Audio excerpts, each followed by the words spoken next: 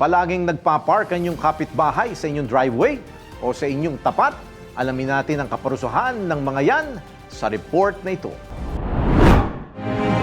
Alamin kung bawal o hindi. Dahil kung di mo alam to, kaso ang kakaharapin mo sa NBI. Nako, bawal ito!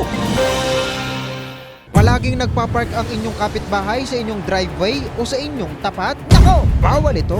Don't block the driveway. Yan ang kadalasang makikita mong nakapaskil o kung minsan nga nakasulat pa gamit ang pintura sa gate ng inyong kapitbahay. Pero paano kung ang inyong driveway ay madalas harangan ni neighbor at nung nakiusap ka, sila pa ang galit at tila gusto pang mang-away? Nako! Alam mo bang labag sa batas yan? Ayon sa Section 46, Paragraph F ng Republic Act No. 4136 o ang Land Transportation and Traffic Code, mahigpit na pinagbabawal ang pagparada ng anumang sasakyan na maaring humarang o makaistorbo sa access ng isang private property. Ang sinumang lumabag ay maaaring pagmultahin ng hanggang 2,000 piso at kung sakaling nakiusap ka naman sa kanila, ngunit patuloy pa rin silang pumaparada, maaari mo silang kasuhan ng paglabag sa Article 287 ng Revised Penal Code o unjust vexation, kung saan sila ay maaaring magmulta o makulong hanggang 30 araw. Kaya kung mayroon kang sariling sasakyan, maghanap ka na lang ng lugar na mapagpaparkingan. Konting hiya naman, hindi yung ikaw pa ang galit kapag sinasabihan.